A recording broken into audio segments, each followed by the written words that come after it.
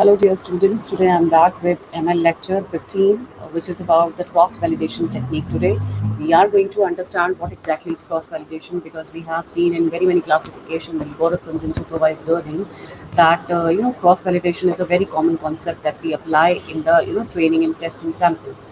So today, in this lecture, I am going to explain what exactly is cross validation and how we can apply it. So stay tuned with me and keep on learning.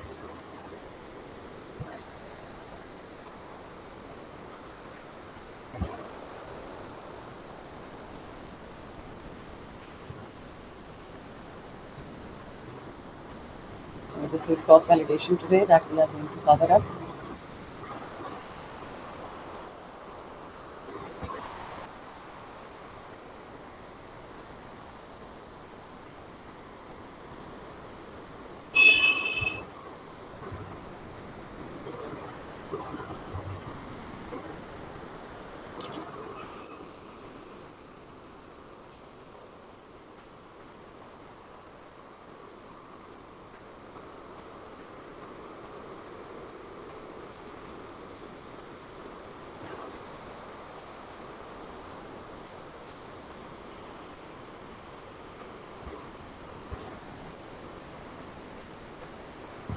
Now these will be the objectives today. So we are going to cover up the introduction part. What are the methods of cross validation? The test set method, leave one out cross validation. What is k-fold cross validation? So these are some of the things that we are going to cover up in today's lecture. Okay.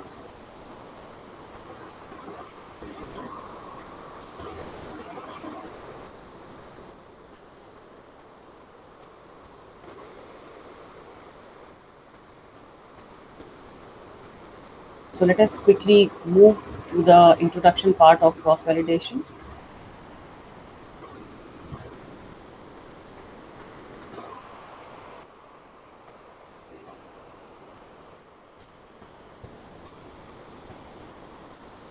So what exactly is cross validation in machine learning?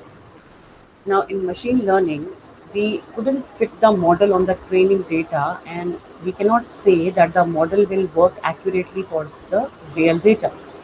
Now, for this, we must assure that our model got the correct patterns, right, from the data, and it is not getting up too much noise. Now, for this purpose, we use the cross validation technique, right? So, exactly what is a cross validation?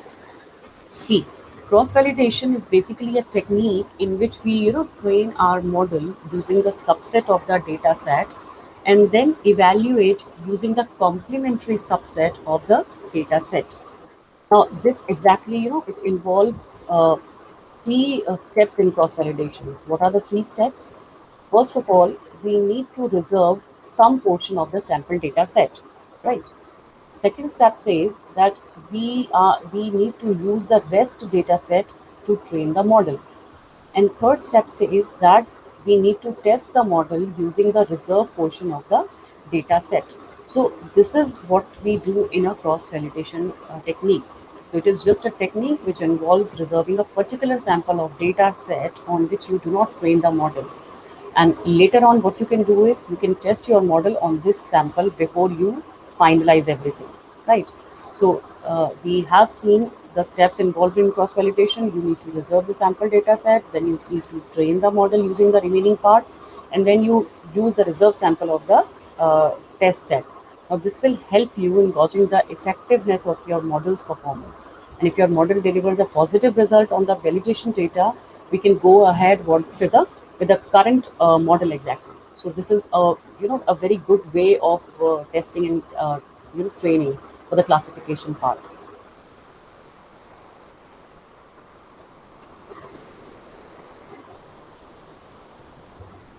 Now, let us just look upon the various methods of cross validations. What are the methods which are used? So, most importantly, there are three broad methods or three important methods of cross validation which we use. What are they? Now, in this method, what do we do is we perform training on the 50% of the given data set, and rest 50% is used for the testing purpose. We have seen this thing. Now, the major drawback of this method is that we perform training on the 50% of the data set. It may be possible that the remaining 50% of the data contains some important information which we are leaving while training our model. That is higher bias. So this is a major drawback with the validation part. That obviously we are not intended to take any particular portion. We just randomly pick up 50% portion. So there could be a possibility that the useful features which are needed for the exact feature selection or for exact classification, maybe they are residing in the remaining 50% portion, and you have selected the first 50 portion. So this will be a drawback, that maybe some good features remain untouched in this case. So this is a drawback. Then the second method that we use for validation, cross validation, is LUCV. What is LUCV? It is leave one out cross validation. Now see what happens in this method. We perform training on the whole data set, but leaves only one data point of the available data set, and then what do is we iterate for each data point. Now it has some advantages as well as disadvantages too. Now, an advantage of using this method is that we make use of all data points, and hence it is low bias. Now, the major drawback of this method is that it leads to higher variation in the testing model, as we are testing against one data point. Now, if the data point is an outlier, it can lead to a higher variation. Now, another drawback is it takes a lot of execution time, as it iterates over the number of data points time. So again, this is one of the disadvantage here. Then we have k-fold cross validation. Now understand what is it is. This is the third method which we use. Now in this method, what we do is we split the data set into k number of subsets which are known as folds. Okay. What we are doing is we are splitting the complete data that we have. We are splitting it into k number of subsets. Like if I have 100 sample data, I am dividing into 5. So I'll have a set of 20 each data. Okay, and we are calling them as a fold. Then we perform training on the all subsets, but what do is we leave one k minus one subset for the evaluation of the trained model. Now in this method, what do? See what is happening. We are going to perform training. We are training our model on all these folds, but we leave one k minus one subset. K minus one means, like if I have five partitions, then five folds, then 5 - 1 is 4. So 4 subsets for the evaluation of training model, I'm going to leave them. Now in this method, we iterate k times with a different subset reserved for the testing purpose each time. So, it is always suggested that the value of k should be 10 as the lower value of k. It takes towards validation. Higher value of k leads to LUCV method, right? So, this is required that you should take a value, appropriately.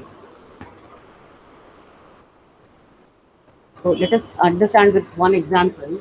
Let's take there is an example of a training subsets and evaluation subsets generated in k-fold cross validation.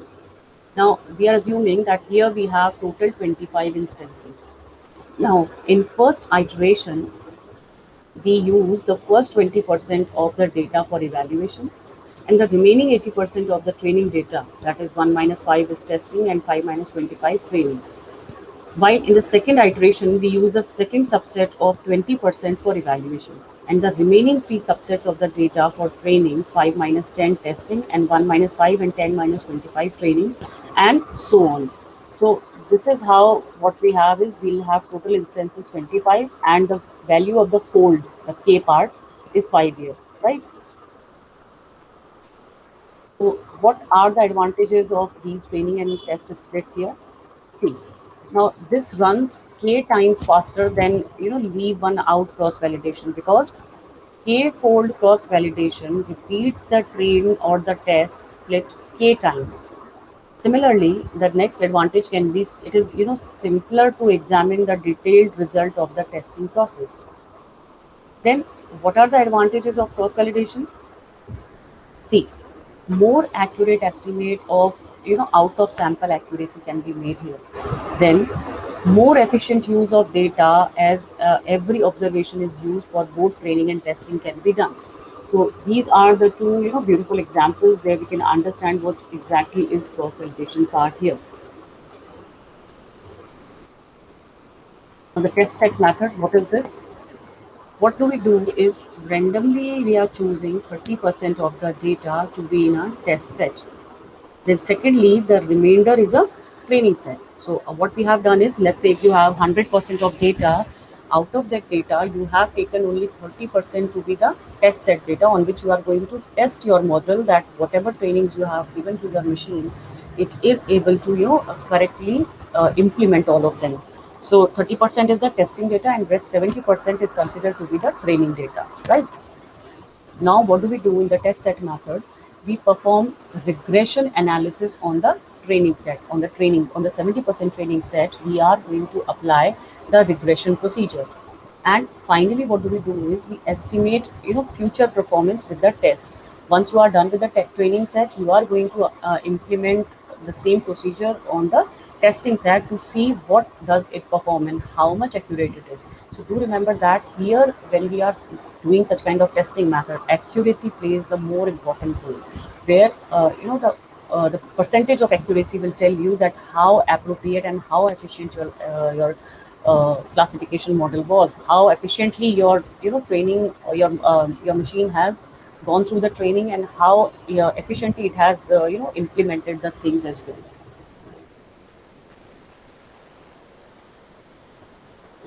Now, let us thoroughly understand about UCV method.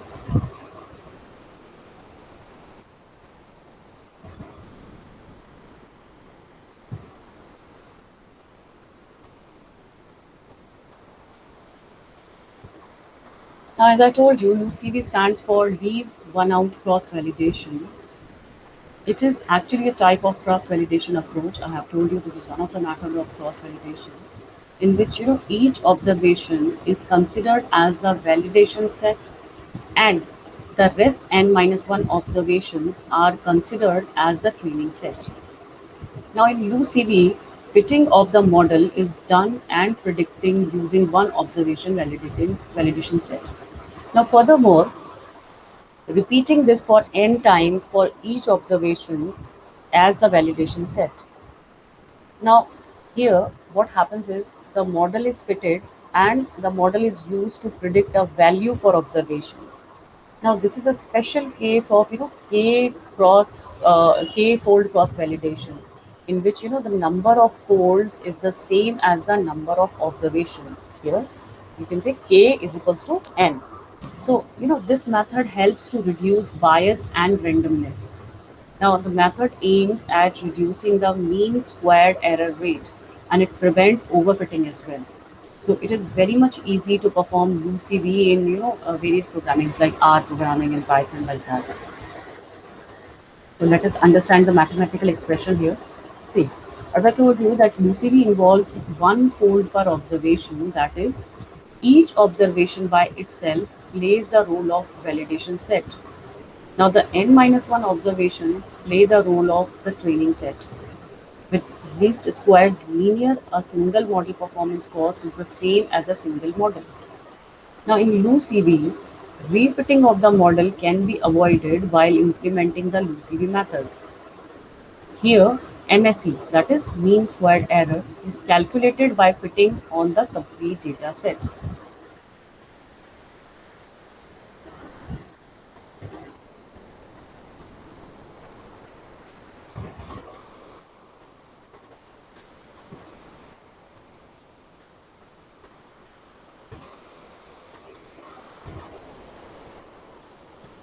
So now let us understand what are the advantages and disadvantages of LUCV.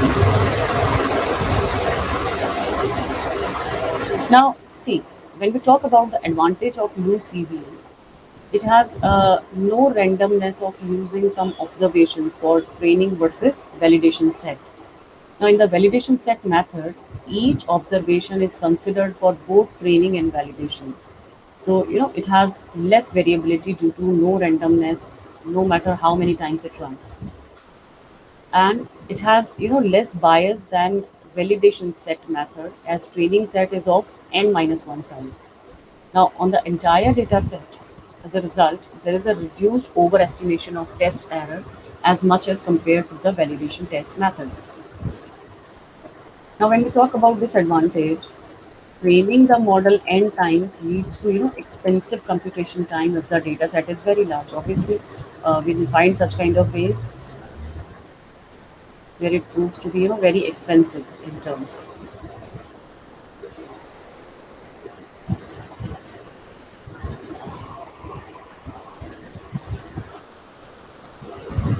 So, in the summarized form, what we have seen is that this LucyV approach is the one in which we reserve only one data point from the available data set and train the model on the rest of the data. So, this process iterates for each data point.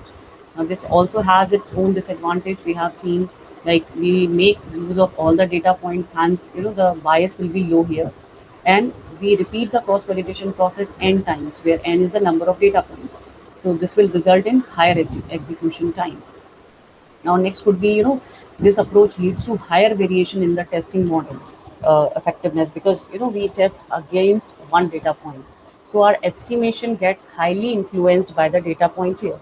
Now, if the data point turns out to be an outlier, it can go for, higher variation. So this is the disadvantage that we have in UCB method.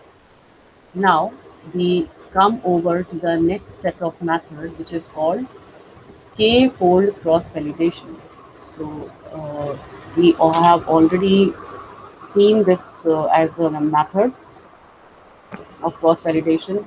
Now let us just quickly go through this. What is actually this k-fold cross-validation method and how do we implement it?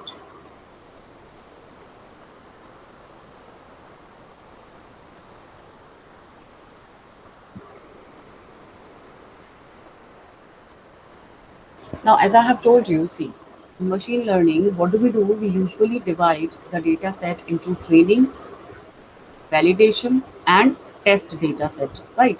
Where most probably commonly what do? The training data set is used to train the model, and it can vary typically by the use of 60% of the available training data. Then, when we talk about the validation data set, once we select a model that performs well on the training data, we run the model on the validation data set. Now, this is a subset of the data. Usually, it ranges from 10 to 20% of the whole sample that we have, right? Now, validation data set actually helps to provide an unbiased evaluation of the model's fitness. Now, if the error on the validation data set increases, then we have an overfitting model, right? Finally, we have the third partition, which is called test data set. Now, it is also called as holdout data set, right? What is holdout?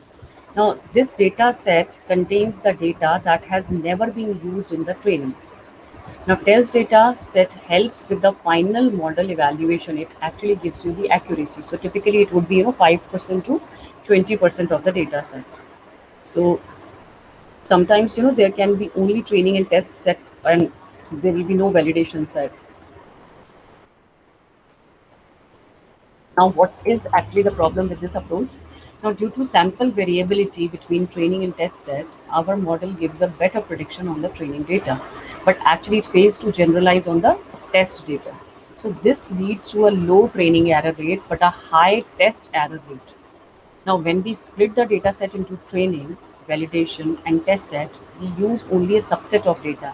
And we know when we train on fewer observations, the model will not perform well, and it will, overestimate the test error rate for the model to fit on the entire data set. So these are the two problems. Now, to solve these issues, we use the approach that we are calling cross validation, right? So here, we are understanding the k-fold method. We have seen UCV. Now we are going to see what is k-fold cross-validation in depth. Okay. Now see, this technique, this k-fold cross-validation technique, it involves randomly dividing the data set into k groups or folds, right? K means the number of folds or the number of groups we are dividing our complete data set. And actually, these data sets or the K folds are, approximately of equal size. We don't take unequal sizes. Approximately, they are of equal sizes. Now, the first fold is kept for the testing. Out of these folds, one test, the first fold that is there is always kept for the testing part, and the model is trained on the K minus one folds. Like I have told you that if I have, five folds, then one fold I'll keep for testing, and rest four folds will be kept for the training part, right?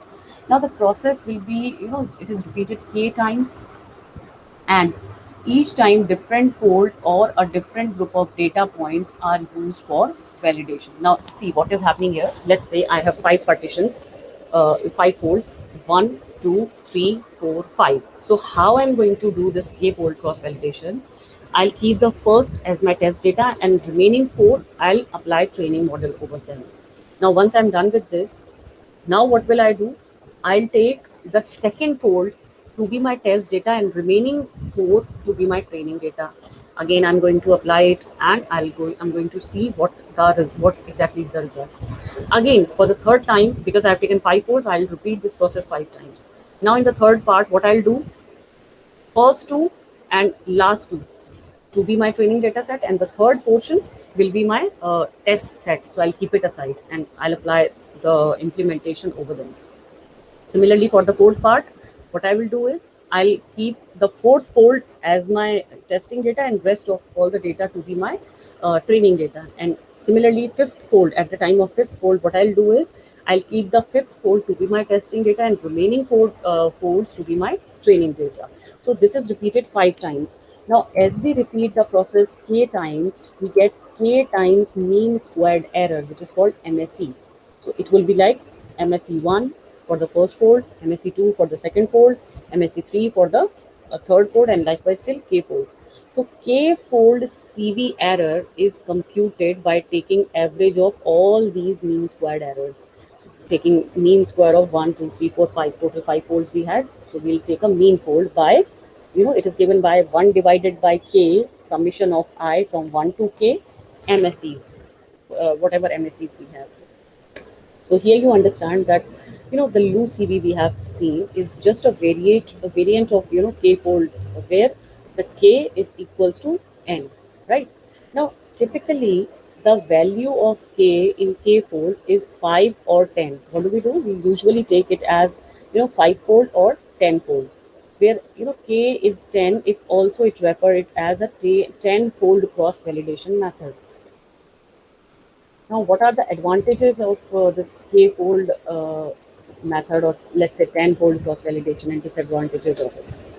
Now, see, advantages of this method are like computation time is reduced, as we repeated the process only 10 times when the value of k is 10. Second advantage is that it has got the reduced bias. Third advantage is that every data point get to be tested exactly once and is used in training k minus 1 times. Then the variance of the resulting estimate is reduced as k increases. Okay, so these are some of the advantages of k-fold cross-validation. Then when we talk about disadvantage of k-fold or tenfold cross-validation, what is it? The training algorithm is computationally intensive, as the algorithm has to be run or rerun from the scratch k times. So these are some of the disadvantages of k-fold cross-validation. Let's see this example here. Here we are plotting a graph between water cement ratio and the compressive strength of the concrete as below, right? So it is given by x is equals to w divided by c, which is having the percentage like this.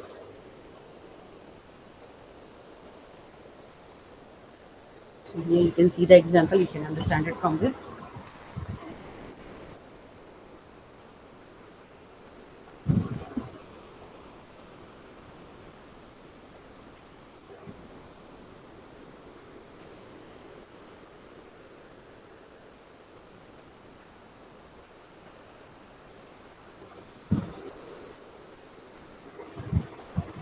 Now, which is the best here?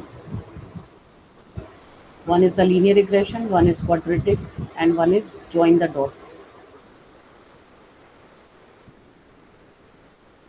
Now, this is the test set method that you are seeing, where we are randomly choosing 30% of the data to be in the test set. Second, the remainder is training set, and we are performing the regression on the training set. So we need to estimate the future performance with the test data. So here the mean squared error comes out to be 2.4.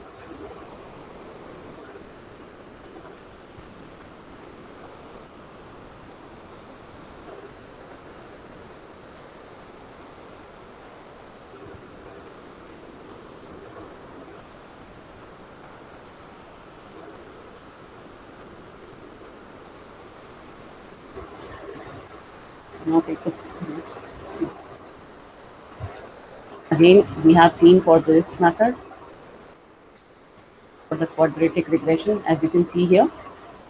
First one is the linear regression. See, the test method for linear regression. Then we are seeing it for the quadratic regression, where the mean squared error is coming out to be 0.9. And finally, what we have is the join the dots method. With this method, what we are getting is the mean squared error to be 2.2.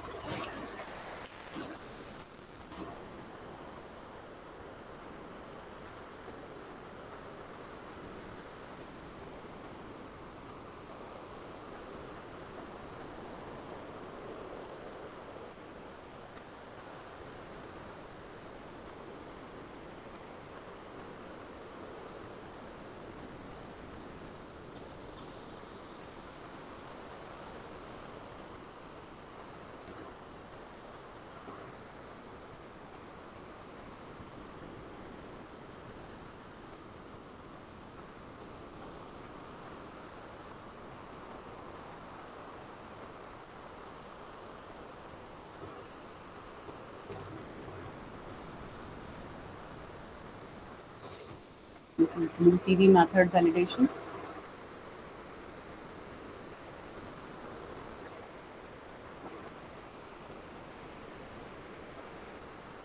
LUCV for quadratic regression.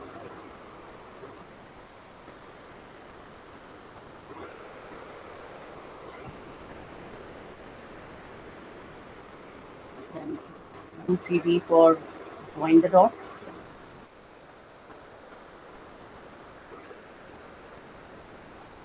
After this, we have seen this k-fold cross validation, where we are randomly breaking the data set into k partition.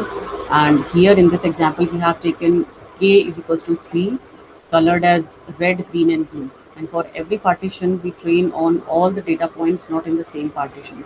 And we find the test set sum of errors on the taken points. And then we'll report the mean square error. Okay, so here is the k-fold cross validation. With the linear regression, you see the MSE is 2.05. With quadratic regression, the MSE comes out with the threefold to be 1.11. And with the join the dots, it is coming out to be 2.93. So here again, you see, as in the previous example of UCV, the quadratic equation is giving you the very less mean squared error.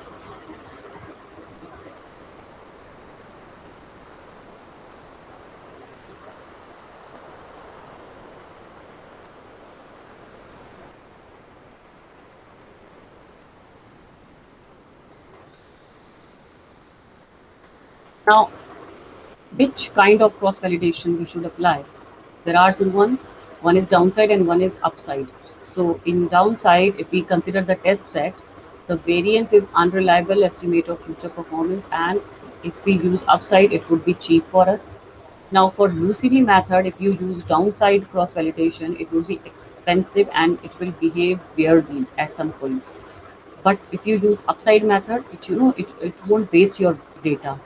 Similarly, if you take k-fold, then on the downside, it will be waster than UCV and it will be expensive than test set. But if you go for the upside variation, it will be slightly better than the test set. This is one of the SPSS program.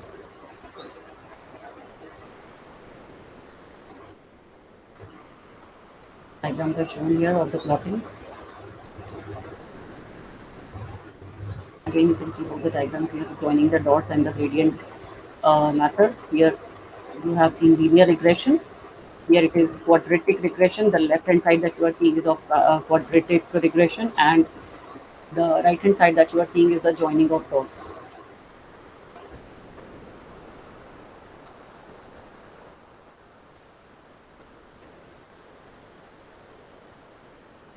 Here are all the statistics that we are seeing.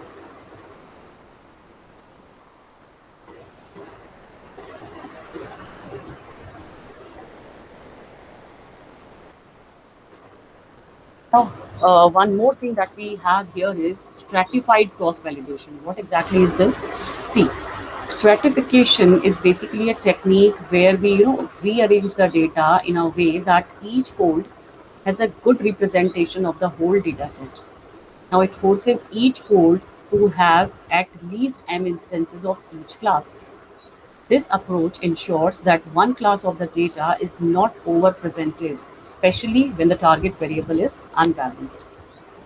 For example, in binary classification problem where we want to predict if a passenger on the Titanic survived or not. Now in that case we have two classes here. Passenger either survived or did not survive. So we ensure that each fold has a percentage of passengers that survived and a percentage of passengers that did not survive. For each fold we require all of these statistics, right? Now, satisfaction cross validation helps with reducing both the bias and the variance. Then we have, time series cross validation. So, splitting time series data randomly does not help as the time related data will be messed up. So, if we are working on predicting stock prices and if we randomly split the data, then it will not help. So, we need a different approach for performing cross validation. Now, for time series cross validation, we use forward chaining, which is also referred as rolling origin. Now, origin at which the forecast is based rolls forward in time. Okay. Now, in time series cross validation, each day is a test data, and we consider the previous day's data in the training set. So D1, D2, D3, etc. are each day's data, and days highlighted, they can be highlighted in any particular color. They can be used as training, and days highlighted in different colors can be used for testing. We can start training the model, with a minimum number of observation, and we can use the next day's data to test the model, and we keep on moving through the data set. Now, this will ensure that we consider the time series aspect of the data for the prediction. So this is about the cross validation that we have seen. I hope all these things will be very clear to you. Why do we use cross validation, and how we can use the uh, validation cross validation part. Now I'm quickly going to share with all of you the methods or the MCQs which you are going to answer, and you'll test your learnings on the basis of today's lecture.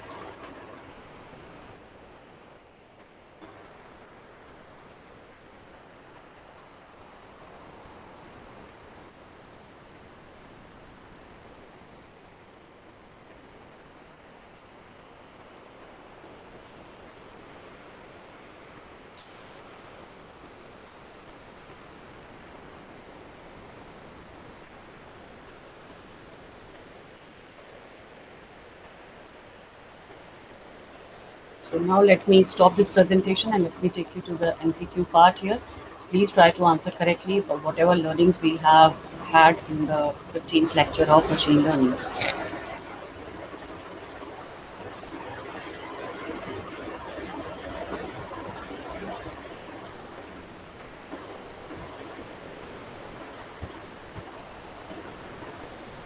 So I think the screen is visible to all of you. These are question number 1 and 2. It says, which of the following is correct use of cross validation? And the second question says, point out the wrong combination. True negative is correctly rejected, false negative is correctly rejected, false positive is correctly identified, or all of the above. We need to point out the wrong combinations.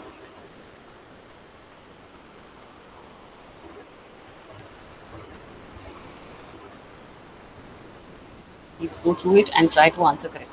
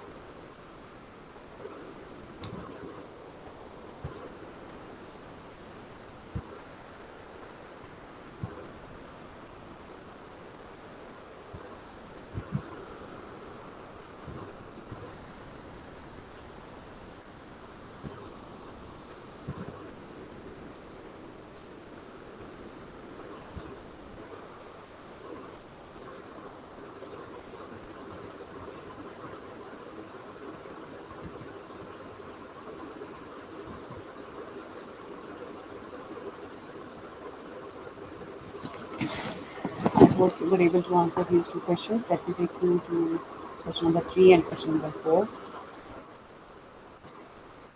Which of the following is a common error measure? Is it sensitivity? Is it median absolute deviation, specificity, or all of the above mentioned? Then question number 4 says, which of the following is not a machine learning algorithm? Is it SVG, SVM, random forest, or none of the above?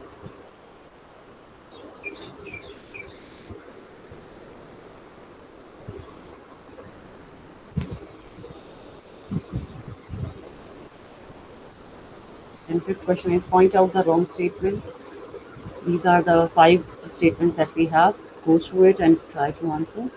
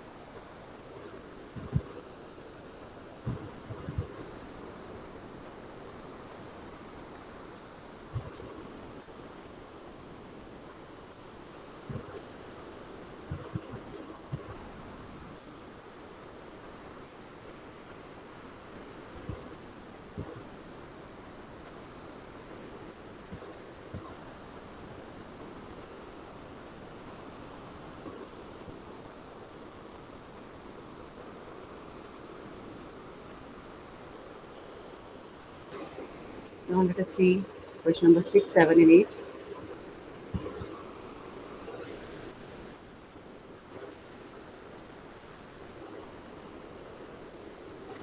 So question number 6 says, which of the following is a categorical outcome? Is it RMSE, is it R square, or is it accuracy, or all of the above mentioned? And question number 7 says, for K cross validation, the larger K values implies more bias. Is it true or is it false? Then question number 8 is, which of the following method is used for train controlled resampling? Is it repeated CV? Is it SPM? Is it BAT 32 or none of the above mentioned? Try to quickly answer all of these questions.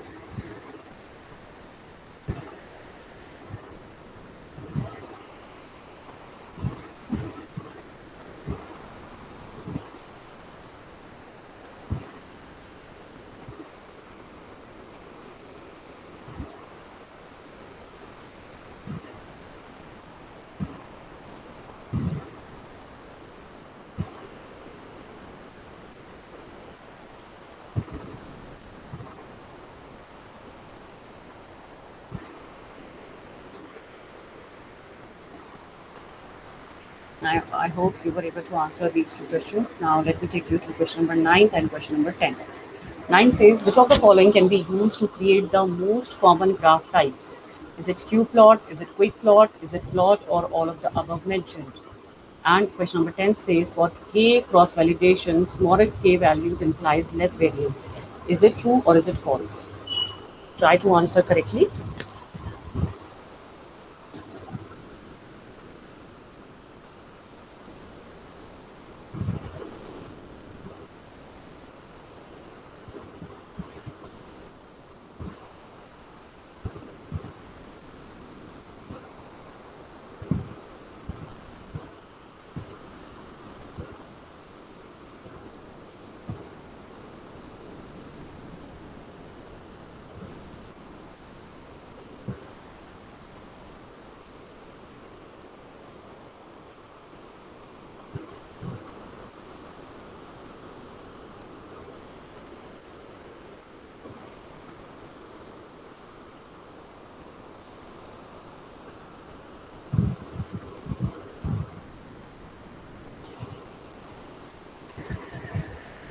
So with this, I hope the MCQs are already clear to you.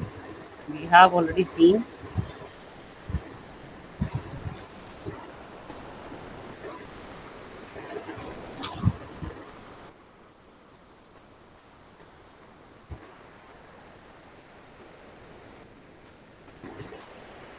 I hope you were able to answer this MCQ of cross validations quickly and correctly.